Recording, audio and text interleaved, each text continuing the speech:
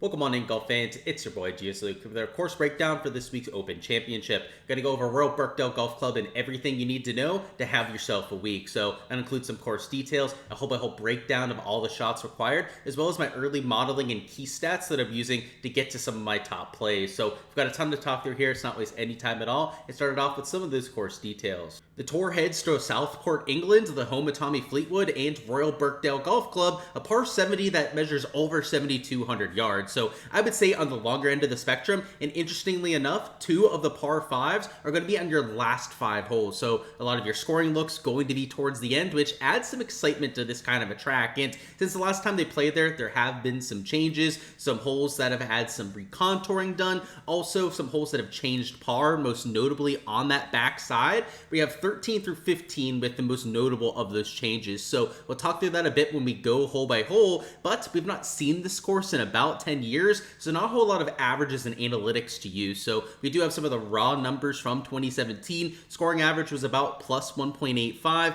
birdie average about 2.59 per round, bogey or worse average at 3.93, but that's where our analytics are going to end. We don't have nearly as in-depth of shots gained details of what we normally have on tour. So let's go by hole, show you the shots that are required so you have a taste of what to expect this week. So hole number 1 will give you a good example of that. A really tight fairway, does have some doglegging from right to left, and if you miss, it's going to be a lot of natural area which is playable, but a lot of that comes down to luck of the draw. There can be some shrubs which are a lot harder to hit out of, or a wide open wispy lie where it's almost like you're playing out of the fairway. So you can see some pop bunkers around the green, and so there'll also be some in the fairways. Hole 2 is 418 yards, so a shorter par 4, at least compared to the first one, and it does have some good bunkering around it though, so depending on pin location, I'd say right side one's maybe a little bit more straightforward. Hole 3 is 449, a mid-length par 4, also pretty straightforward. There's not a whole lot of movement to the left or the right on this course, at least off the tee.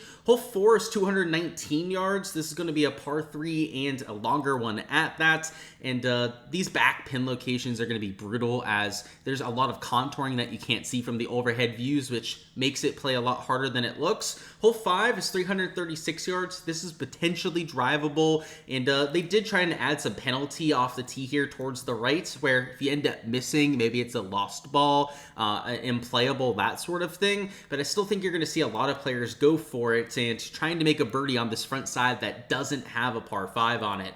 Hole 6 is 515 yards, a long par 4, and this is one of the biggest dog legs on the golf course. In fact, it is so penal over here towards the right that I think a lot of players are going to choose to play safe in here towards the left, leaving an extremely long shot in.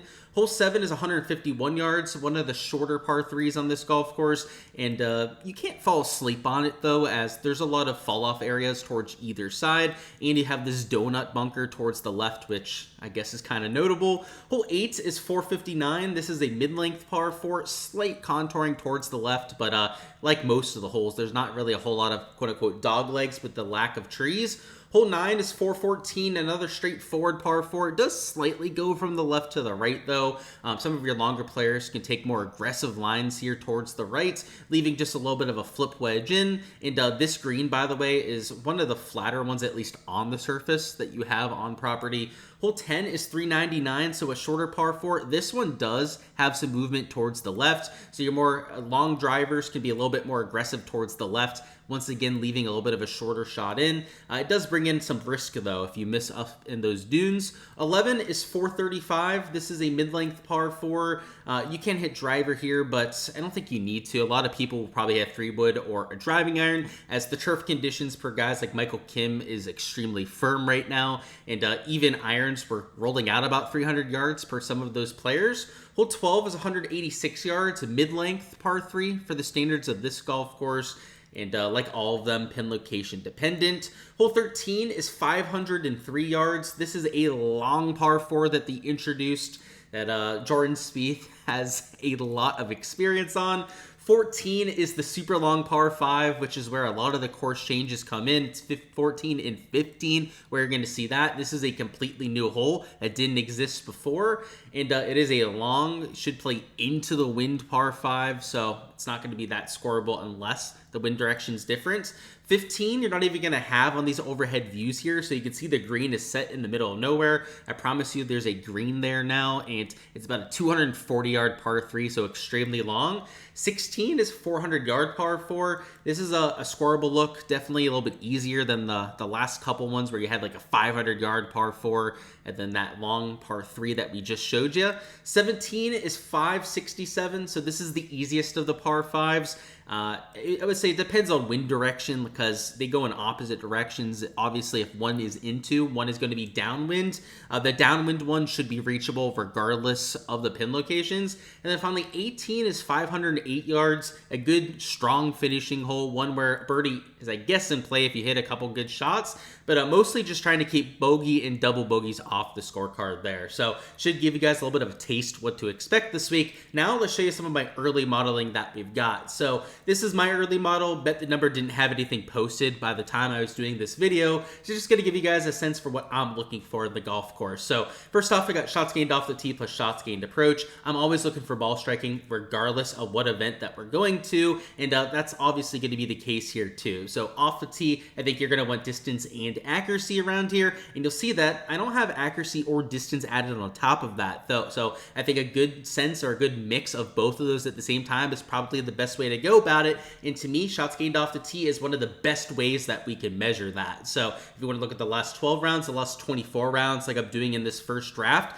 I think that would make quite a bit of sense. So your guys like Bryson hits it long and straight. Rory has been doing that all season. All these guys into the dark green that we're hovering over right now going to get a significant boost up. And the reason why I like just regular shots gained off the tee rather than honing in on one or the other is I think that there's multiple ways to get there this week. You have, some par 5s where that distance will help out, holes like 5, the potentially drivable par 4 where that's going to be a huge asset, but also because it's such a firm set of conditions this year, you can hit 3 woods, still hit it 330 yards, and then do it with your accuracy that way. So that's why I think it's so important to have both of those aspects in there. Let's go through approach play next. So approach play is in there, just along with the ball striking stats that we have for almost every single event. I think last 24 rounds, last 12 rounds for them are going to be especially helpful here. And at major championships, that is obviously going to be the case. So we have, Tom Kim at the top end of that list, Joaquin Niemann, Matt Fitzpatrick, Scotty Scheffler, Alex Fitzpatrick, that are all going to get a significant boost up. And I would say compared to the off the tee play, the approach play is probably going to be a little bit more important. And I'm also adding some extra emphasis to the long irons. So specifically for me, from 175 to 225 is where I'm expecting there to be a lot of extra shots this week. So if you want to take a look at that range and the guys that excel the most there, I think that could also be fruitful at this sort of event. So a Francesco Molinari, JJ Spawn, Matt Fitzpatrick, Jaden Shaper, Super, all these guys that we're hovering over are going to get a boost up there for me. Around the green is something that you can't ignore, especially at a links style golf course. But I would say that it's maybe not as important as some other major championships that play harder than what we're expecting here. I still think it's going to play over par and likely with a winning score closer to maybe -10 to -15, but not like the -5 to even par winning scores that we sometimes get at US Opens or PGA Championships. Putting matters, and specifically for this golf course, you're going to want to look at fescue putting stats, as that is the type of agronomy that these guys are going to be putting on. So some of the best fescue putters you can see here towards the right. Some of them are smaller sample size guys like Jake Knapp. It's not played on them that often, but Matt Fitzpatrick, who's made a career of putting well on these types of greens. Russell Henley, Harry Hall, Tom McKibben, Wyndham Clark that have been around for quite some time are all going to get a significant boost up. And if you combine that with some of the good ball striking stats towards the left, you can see that that's going to get you into the top 10, like Matt Fitzpatrick is at number 1. But I've also got shots gained to links. That's the last thing that I want to throw out there. Normally, we're looking for comp courses, tracks that play similar to what we're going to get this week. And I don't think that there's a good, comp course to these link style tracks. Rather, you can look at the Renaissance Club, a link style track, also the other Open Championship tracks that we play for this specific major to get some of that comp course history. So like Sam Burns has been very good at those courses, Wyndham Clark, Scotty, Terrell Henn, some of your world's best players, but also a few guys that just like that style of golf that are showing up there. So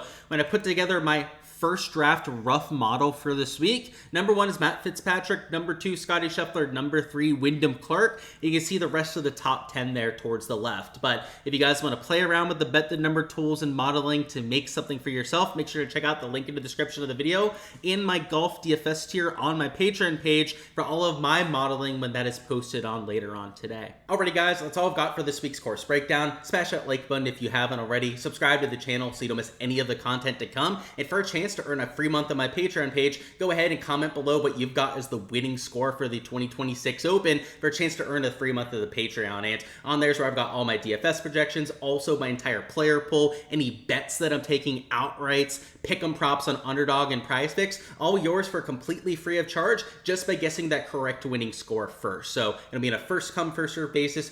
Get your correct winning score before anyone else ends up stealing them from you. Also, best of luck with all the exposure that you guys are going with. Hope to see you guys at the top end of those GPP contests. It's cash out, add to the bankroll as well. And I'll see you guys throughout the rest of the week for those videos and live streams.